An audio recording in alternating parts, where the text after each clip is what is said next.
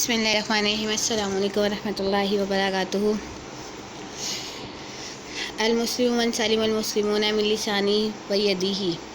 المسلم من سلم المسلمون من لسانہ ویدہ۔ ترجمہ: کامل مسلمان وہ ہے جس کے ہاتھ اور زبان کی تکلیف سے دوسرے مسلمان محفوظ رہیں، یعنی کہ مکمل مسلمان وہ ہے جس کے ہاتھ اور زبان کی تکلیف سے دوسرے مسلمان محفوظ رہیں۔ یہ حدیث بہت ہی جامع حدیث ہے۔ امام ابو حنیفہ رحمۃ اللہ علیہ نے 5 لاکھ حدیث میں سے 5 حدیث کا انتخاب فرمایا۔ یہ حدیث انہی میں سے ہے۔ ان حدیث کے الفاظ پر غور کیا جائے تو عجیب وضاحت سمجھ میں آتی ہے۔ مثلاً حدیث میں سب سے پہلے لفظ المسلم فرمایا گیا، اس میں مسلمان کو غیرت دلانا مقصود ہے کہ تم مسلمان ہو کر بھی تکلیف دیتے ہو۔ پھر لسانہ کے بعد یدہ فرمایا۔ علماء کرام رحمۃ اللہ علیہ فرماتے ہیں کہ زبان کو ہاتھ پر اس لیے مقدم فرمایا کہ اکثر تکلیف جو ہے زبان سے ہی دی جاتی ہے، یا دوسری وجہ یہ بھی ہو سکتی ہے زبان سے زندہ اور مردہ دونوں کو برابر کہا جا سکتا ہے، اور ایک وجہ یہ بھی ہو سکتی ہے زبان سے کہی ہوئی بات کا اثر دیر تک باقی رہتا ہے، برخلاف ہاتھ کے کہ وہ آدمی کچھ عرصے بعد بھول جاتا ہے۔ عربی کا ایک شعر ہے جس کا ترجمہ یہ ہے کہ تیروں کے زخم تو بھر جاتے ہیں لیکن زبان کا لگایا ہوا زخم نہیں بھرتا۔ پھر اس کے بعد جو ہے سلم المسلمون فرمایا گیا تاکہ مزید اور اہتمام کی وجہ سے کسی کو بھی تکلیف نہ دی جائے بالکل بھی۔ لغوی صرفی تحقیق دیکھیں۔ المسلم یہ باب افعال سے اسم فاعل کا صیغہ ہے اور جمع اس کے المسلمون آتی ہے۔ نحوی ترکیب دیکھیں۔ المسلم مبتدا، من موصولہ، سلم فعل، المسلمون فاعل، من حرف جر، لسانی مضاف، ہی ضمیر مضاف الیہ، مضاف اور مضاف الیہ مل کر معطوف الیہ، واو حرف عطف، یدی مضاف، ہی ضمیر مضاف الیہ، مضاف اور مضاف الیہ مل کر معطوف اور معطوف الیہ مل کر من حرف جر کے لیے مجرور، جار مجرور مل کر سلمہ فعل کے متعلق ہوئے، سلمہ فعل اپنے فاعل اور متعلق سے مل کر خبر، صلہ من موصولہ کے لیے صلہ، موصولہ صلہ مل کر مبتدا کے لیے خبر، مبتدا خبر مل کر جملہ اسمیہ خبریہ ہوا۔ اگلی حدیث دیکھیں۔ الغناء ينبت النفاق في القلب كما ينبت الماء الزرع۔ الغناء ينبت النفاق في القلب كما ينبت الماء الزرع۔ گانا دل میں نفاق اس طرح اگاتا ہے جیسے پانی کھیتی کو اگاتا ہے۔ اس کی ایک دوسری حدیث میں اس کی مزید یہ وضاحت آئی ہے۔ ان الغناء واللہو ينبتان النفاق كما ينبت الماء العشب والذي نفس محمد بيده ان القرآن والذکر ينبتان الایمان في القلب كما ينبت الماء العشب۔ بے شک گانا اور کھیل یہ دونوں نفاق کو اس طرح اگاتے ہیں جس طرح پانی سبزی کو اگاتا ہے۔ قسم ہے اس ذات کی جس کے قبضے میں محمد صلی اللہ علیہ وسلم کی جان ہے کہ قرآن کی تلاوت اور ذکر یہ دونوں قلب میں ایمان کو اس طرح اگاتے ہیں جس طرح پانی سبزی کو اگاتا ہے۔ یعنی کہ گانا نفاق کو اگاتا ہے اور قرآن کی تلاوت اور ذکر دل میں ایمان کو اگاتے ہیں، یعنی کہ اس کو مضبوط کرتے ہیں۔ دیکھیں، لہو و لعب کی چیزوں یعنی ساز و باجوں کا سننا حرام اور سخت گناہ ہے، اور ایک جو ہے آپ صلی اللہ علیہ وسلم کی روایت ہے، اس کا مفہوم ہے کہ باجوں کا سننا گناہ ہے اور اس کے پاس بیٹھنا فسق ہے اور اسے لذت حاصل کرنا کفر ہے، نعوذ باللہ۔ آج امت کے بستی میں جانے کے اسباب میں سے ایک سبب یہ بھی ہے کہ امت تلاوت اور ذکر کو چھوڑ کر گانے بجانے میں مشغول ہو گئی ہے۔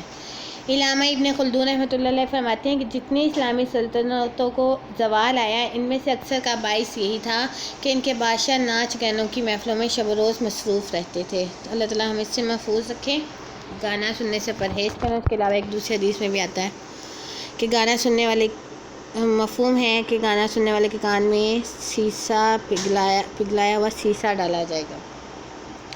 لغوی صرفی تحقیق دیکھیں۔ الغناء بمعنی گانا، ينبت نبتا نبتم و نباتن بمعنی سبزہ زار ہونا۔ النفاق مصدر ہے باب مفعولہ کا، زبان سے اسلام ظاہر کرنا اور دل میں کفر رکھنا۔ القلب دل جمع قلوب بناتی ہے۔ الزرع با فتحہ سے بمعنی کھیتی۔ لوگ آگے نحوی ترکیب دیکھیں۔ الغناء مبتدا، ينبت فعل و فاعل، النفاق مفعول، فی حرف جر، قلبی مجرور، جار مجرور مل کر ينبت فعل کے متعلق ہو جائیں گے۔ پھر کاف حرف جر ہے، ما مصدریہ ہے، ينبت فعل ہے، الماء فاعل، الزرع مفعول، فعل فاعل مفعول مل کر جو ہے حرف جر کے لیے مجرور جار مجرور مل کر پھر ینبت فعل کے متعلق ہو جائیں گے. ینبت فعل فاعل مفعول مل کر خبر مبتدا خبر مل کر جملہ اسمیہ خبریہ ہوا. ترکیب پھر دیکھ لیں. الغناء مبتدا ینبت فعل با فاعل النفاق مفعول فی حرف جر قلبی مجرور.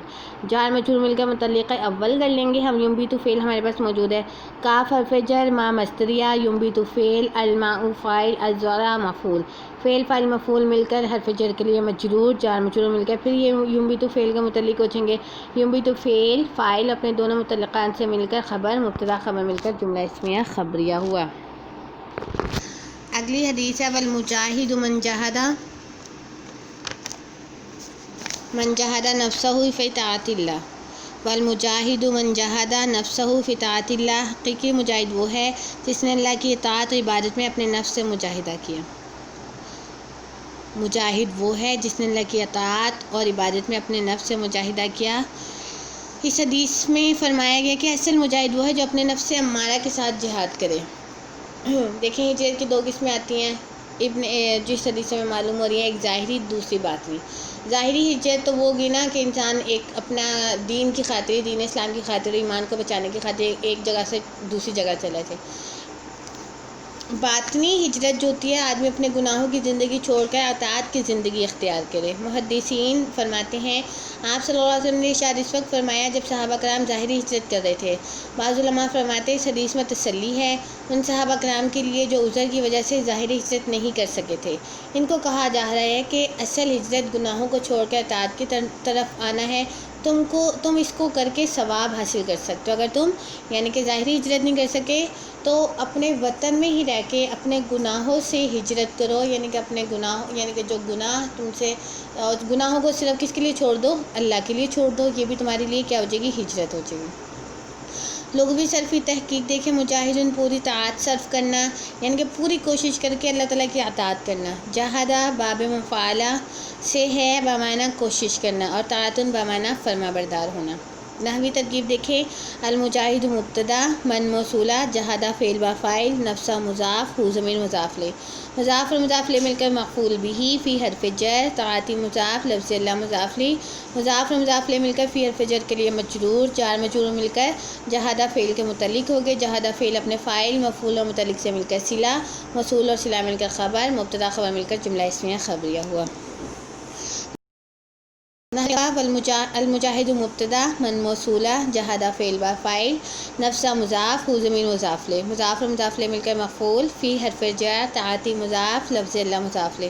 مضاف اور مضاف لے مل کر حرف جر کے لیے مجرور جار مجرور مل کر جہادہ فعل کے متعلق ہو جائیں گے. جہادہ فعل اپنے فاعل اور مفعول اور متعلق سے مل کر من موصولہ کے لیے صلہ موصولہ اور صلہ مل کر مبتدا کے لیے خبر مبتدا خبر مل کر جملہ اسمیہ خبریہ ہوا. اچھا جی اگلی حدیث جو ہے وہ دیکھیں. القبائر الاشراک باللہ وعقوق الوالدین وقتل النفس والیمین الغموس.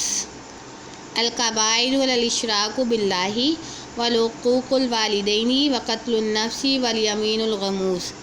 بڑے گناہوں میں سے چند یہ ہیں کہ الاشراک باللہ اللہ کے ساتھ کسی کو شرک ٹھہرانا، وعقوق الوالدین والدین کی نافرمانی کرنا، وقتل النفس کسی شخص کو ناحق مار ڈالنا، والیمین الغموس اور جھوٹی قسم کھانا. اس حدیث میں جو ہے وہ 4 بڑے گناہوں کے بارے میں بتایا جا رہا ہے. سب سے پہلا گناہ یہ ہے الاشراک باللہ، انسان اپنے رب کے ساتھ کسی دوسرے کو شریک ٹھہرائے کسی بھی قسم کا. یہ کبیرہ گناہوں میں سے ہے. ویسے بھی شرک کے بارے میں آتا ہے نا قرآن پاک میں، ان شرک ظلم عظیم، بے شک شرک ظلم عظیمہ بڑا ظلم ہے. اللہ تعالیٰ ہر گناہ کو معاف فرما دیں گے سوائے شرک کے. شرک کرنے والے کی کسی صورت بھی معافی نہیں ہے. دوسرا بڑا گناہ ہے والدین کی نافرمانی، حقوق الوالدین، والدین کی نافرمانی. علماء نے لکھا ہے والدین کے بارے میں 3 باتوں کا خوب خیال رکھا جائے. اول یہ کہ ان کو کسی قسم کی تکلیف نہ دے، نہ زبان سے، نہ ہاتھ سے اور نہ ہی کسی اور طرح سے. دوسری یہ کہ اپنی جان و مال میں سے جتنا بھی ممکن ہو ان پر خرچ کریں. تیسری بات یہ کہ جس وقت بھی وہ بلائیں حاضر ہو جائے. حدیث میں آتے ہیں انسان کو والدین کی نافرمانی کی سزا دنیا میں بھی مل جاتی ہے، دنیا ہی میں مل جاتی ہے، اور آخرت میں تو پھر الگ سزا ہے. اس کے علاوہ قرآن پاک میں اللہ تعالیٰ نے جہاں جہاں اپنی توحید کا ذکر فرمایا، اس کے بعد ساتھ اللہ تعالیٰ نے والدین کے ساتھ اچھے سلوک، اچھے احسان کرنے کا بھی جو ہے وہ حکم دیا ہے۔ قرآن پاک میں متعدد جگہ پہ والدین کے ساتھ حسن سلوک کی تلقین کی گئی اور بار بار کی گئی ہے۔ یہاں تک کہتا ہے سورۃ بنی اسرائیل میں کہ جب تمہارے والدین میں سے کوئی ایک بڑھاپے میں پہنچے تو ان کو اف تک نہ کہو۔ اف کتنا معمولی سا لفظ ہے کہ مثال کے طور پر اگر آپ کے والدین آپ کو پکاریں اور آپ آگے سے اف کہہ دیں، اف ابھی تو میں آ کے بیٹھی تھی، اس کا بھی گناہ ہے۔ معمولی سا لفظ ہے، تو ہمیں والدین کی نافرمانی سے بچائے۔ تیسرا گناہ ہے قتل النفس۔ تیسرا بڑا گناہ کسی کو ناحق قتل کرنا۔ ایک حدیث میں آتا ہے کہ جس نے ایک کلمے سے بھی قاتل کی مدد کی تو یہ شخص میدان محشر میں اللہ تعالیٰ کے سامنے جب کھڑا ہوگا تو پیشانی پہ لکھا آئے گا آئیس من رحمت اللہ، یہ شخص اللہ کی رحمت سے مایوس کر دیا گیا۔ نیز ایک اور حدیث میں ارشاد فرمایا گیا کہ اگر ساتوں آسمان و زمین والے کسی مومن کے قتل میں شریک ہو جائیں تو ان سب کو جہنم میں داخل کر دیا جائے گا۔ اسی طریقے سے اور بہت ساری احادیث ہیں کسی نفس کو قتل کرنے کے بارے میں، اور ایسے ہے کہ ایک انسان کو قتل کرنا گویا کہ پوری انسانیت کو قتل کرنے کے مترادف ہے۔ چوتھا بڑا گناہ جھوٹی قسم کھانا ہے۔ ملا علی قاری رحمۃ اللہ علیہ فرماتے ہیں کہ اس کی تعریف یہ ہے کہ جس نے ماضی کے زمانے میں جو کام کیا ہے اس پر قسم کھائے کہ کام نہیں کیا، اگر نہیں کیا تو قسم کھائے کہ کیا ہے۔ اس قسم کو غموس اس لیے کہتے ہیں، اس کے معنی ہوتے ہیں ڈھانپ لینا، تو یہ بھی انسانوں کے گناہوں میں ڈھانپ لیتی ہے، اور جھوٹی قسم کھانے کے بعد آدمی گناہوں میں ڈوب جاتا ہے۔ اللہ تعالیٰ اسے محفوظ رکھے کہ قسم تو کھانی نہیں چاہیے۔ اچھا جی، اس کی لغوی صرفی تحقیق دیکھیں۔ الاشراک کو شریک بنانا، شرک کرنا، عقوق بمعنی نافرمانی کرنا، قتل باب معنی مار ڈالنا، باب نصرہ ینصرو سے ہے قتل یقتل، یمین بمعنی قسم، الغموس جان بوجھ کر قسم کھانا، غموسن غماسا غمسن ڈبونا، اس میں آدمی گناہوں میں ڈوب جاتا ہے جب جھوٹی قسمیں کھاتا ہے۔ نحوی ترکیب دیکھیں اس کی۔